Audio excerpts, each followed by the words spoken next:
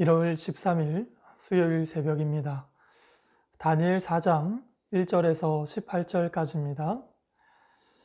느부갓네살 왕은 천하에 거주하는 모든 백성들과 나라들과 각 언어를 말하는 자들에게 조서를 내리노라. 원하노니 너희에게 큰 평강이 있을지어다. 지극히 높으신 하나님이 내게 행하신 이적과 놀라운 일을 내가 알게 하기를 즐겨하노라. 참으로 크도다 그의 이적이요 참으로 능하도다 그의 놀라운 일이요 그의 나라는 영원한 나라요 그의 통치는 대대에 이르리로다. 나 느부갓네살이 내 집에 편히 있으며 내 궁에 평강할 때에 한 꿈을 꾸고 그로 말미암아 두려워하였으니 곧 내 침상에서 생각하는 것과 머릿속으로 받은 환상으로 말미암아 번민하였었노라. 이러므로 내가 명령을 내려 바벨론의 모든 지혜자들을 내 앞으로 불러다가 그 꿈의 해석을 내게 알게 하였더라. 그때 박수와 술객과 갈대아 술사와 점쟁이가 들어왔으므로 내가 그 꿈을 그들에게 말하였으나 그들이 그 해석을 내게 알려주지 못하였느니라. 그 후에 다니엘이 내 앞에 들어왔으니 그는 내 신의 이름을 따라 벨드사살이라 이름한 자요 그의 안에는 거룩한 신들의 영이 있는 자라.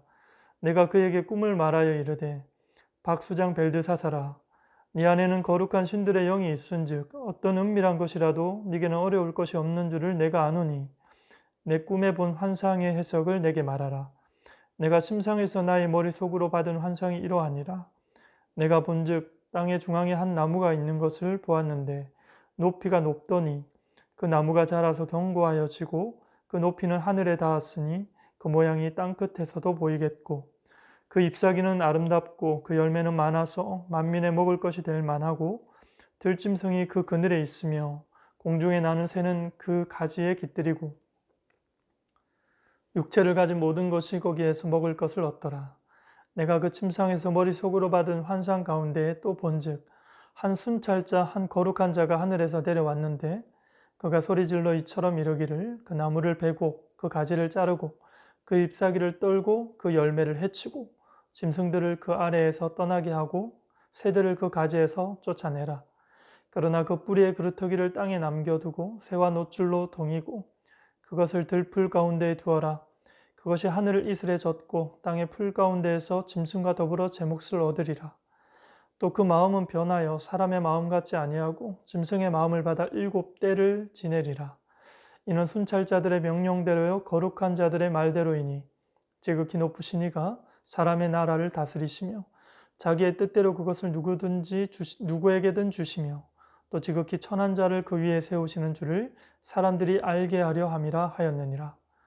나 느부갓네살 왕이 꿈을 꾸었으니 너 벨드사살아 그 해석을 밝히 말하라. 내 나라 모든 지혜자가 능히 내게 그 해석을 알게 하지 못하였으나 오직 너는 능히 하리니 이는 그 거룩한 신들의 영이 네 안에 있음이라. 아멘. 3절까지의 내용은 느부갓네살이 온 백성을 대상으로 조서를 내린 것인데요. 특별히 이스라엘 하나님에 대한 자기의 체험을 고백의 형식으로 그 편지로 담아서 만 백성에게 조서를 보낸 것입니다. 보통 왕들의 큰 실수나 국정 운영 가운데 실패를 했을 때 후손들에게 교훈을 주기 위해서 조서를 쓰게 되는데 같은 성격이라고 보시면 되겠습니다. 특별히 3절 말씀에 보시면 여호와 하나님에 대한 이방 왕의 신앙 고백이 굉장히 경이롭습니다. 제가 읽어드리겠습니다. 참으로 크도다 그의 이적이요 참으로 능하도다 그의 놀라운 일이요 그의 나라는 영원한 나라요 그의 통치는 대대에 이르리로다. 이방인의 왕을 통해서 여호와 하나님에 대한 이런 신앙 고백과 같은 다니엘서 전체의 주제와 굉장히 유사한 중요한 주제가 되는 그런 고백의 내용입니다. 4절 이하에 보시면 이제 왕이 궁에서 평안할 때 꿈을 꾸게 됩니다. 평안할 때라는 표현은 왕이 이제 최고의 왕국을 이루었고 최고의 자리에서 스스로 만족하면서 자만에 빠져 있을 그 평안의 때에 그때 그 꿈 때문에 이 왕이 평안이 마치 유리조각이 산상나듯이 그렇게 깨뜨려지게 됩니다. 평안도 깨지고 자만심도 깨지고 두려운 마음과 함께 그 마음 중심에 깊은 번민이 찾아오게 되죠. 지난 우리가 2장에서 이 느부갓네살 왕의 꿈은 바벨론의 현재와 그 미래에 대한 예언을 꿈과 환상을 통해 보여준 것이라면, 오늘 4장에서는 느부갓네살 이 개인에 대한 현재와 미래를 보여주는 꿈과 환상이라고 이해하시면 됩니다. 특별히 스스로 자만에 빠져 있을 그때에 왕에게 이 계시가 임하는 것을 봅니다. 현재의 성취는 너의 성공이 아니라 하나님의 은혜다. 그런데 왜 네가 이룬 성취 마냥 그렇게 자만에 빠져 있느냐? 하나님께서 꿈으로 환상으로 경고하고 있는 대목입니다. 이에 바벨론의 지혜자들과 술객과 점쟁이들을 이제 불러들였습니다. 그렇지만 저들이 왕의 꿈을 해석을 하지 못하죠. 그래서 왕은 마치 그 궁지에 몰린 사람이 최후의 수단을 기대하듯이 다니엘에게 요청을 하게 됩니다. 9절입니다.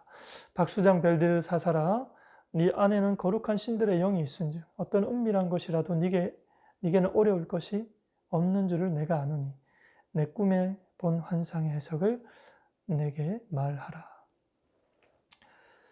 마치 세상에 이변이 생기면서 기독교인들에게 너희가 믿는 하나님에게 기도해서 우리에게 소망을 좀 보여봐라 하듯이 그렇게 다니엘에게 이 왕이 호소하고 있는 그런 모습과 굉장히 유사하다고 이해하시면 됩니다. 왕께서 꿈을 설명하는데 이렇게 설명을 하죠. 나무 꿈을 꾸었습니다. 광야의 땅의 중심에 큰 나무가, 처음부터 큰 나무가 있었는데 그 나무가 점점 자라면서 나무가 굵어지고 그 높이는 하늘까지 닿아서 하늘과 연결되어진 모습을 이 왕이 보게 되죠. 그리고 12절에 사실 이 나무는, 하늘과 닿아진 이 나무는 해석하면 바벨론 왕을 해석한 바벨론 왕을 지칭할 수 있겠죠. 12절에 보니까 그 나무가 그 잎사귀는 아름답고 그 열매는 많아서 만민의 먹을 것이 될 만하고 들짐승이 그 그늘에 있으며 공중에 나는 새는 그 가지에 깃들고 육체를 가진 모든 것이 거기서 먹을 것을 얻더라.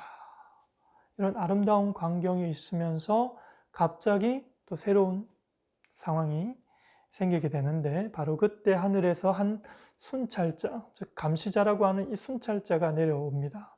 근데 그 순찰자는 거룩한 자요 천사를 지칭하는데, 어떤 천사냐? 심판을 선언하는 역할을 담당하는 천사를 지칭해서 이 순찰자 이렇게 표현을 합니다. 그래서 순찰자답게 그 나무를 향해서 심판을 선언합니다. 14절입니다. 그가 소리질러 이처럼 이르기를, 그 나무를 베고 그 가지를 자르고 그 잎사귀를 떨고 그 열매를 해치고 짐승들을 그 아래에서 떠나게 하고 새들을 그 가지에서 쫓아내라. 그 권세의 가장 마지막 지점, 극치에 다다라져 있는 그 나무의 특징들이 한순간에 상실되면서 오늘 이 12절의 아름다움과 전혀 대조되는 오늘 심판이 선언되고 있습니다. 그러나 그 심판 가운데서도 말씀에 뭐라고 나오죠? 그루터기가 남아있어 소망을 우리에게 보여주는 대목이 있습니다. 15절입니다.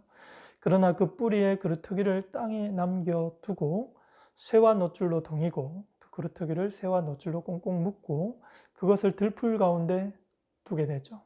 그것이 하늘 이슬에 젖고 땅의 풀 가운데서 짐승과 더불어 제 몫을 얻으리라.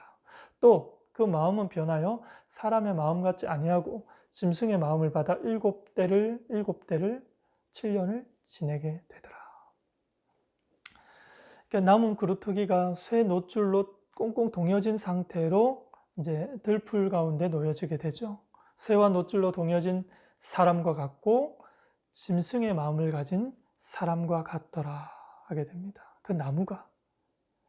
그래서 왕이 그가 다스리는 위치를 상실했을 때, 그가 왕위를 상실했을 때 찾아오는 그 마음의 상태가 마치 밧줄로 꽁꽁 묶인 마음과 같고, 짐승과 같이 본능에 충실한 그런 마음과 같더라 하는 것이죠.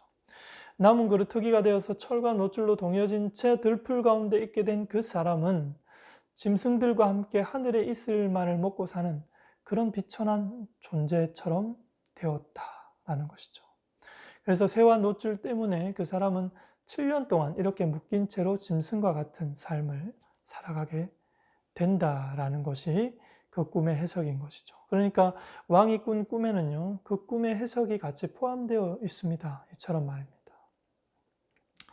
이어지는 17절에서 이 꿈이 주는 교훈을 우리가 마지막으로 확인할 수 있습니다. 17절입니다. 하나님이 어떤 하나님인지를 이 17절을 제가 읽을 테니까 여러분 염두에 두시면서 들으시기 바랍니다.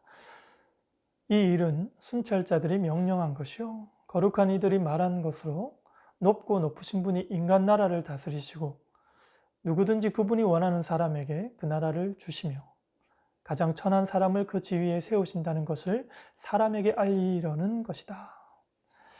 한 나라의 왕을 세우시고 폐하시는 분이 하나님인 줄 알아라 하는 것이죠. 하나님은 가장 천한 사람도 하나님 마음에 들면 그 사람을 세워서 하나님 나라의 국정 운영을 하자없이 이루어 가시는 하나님인 줄 알아라 하는 것이죠. 더 나아가서 하나의 인격이 아닌 인격 대신에 지푸라기를 하나 그 자리에 세운다 할지라도 여전히 그것을 통해서 하나님의 뜻을 성취하시는 하나님이신 줄 알아라. 그런 능력의 하나님인 줄 알아라 하는 것이죠.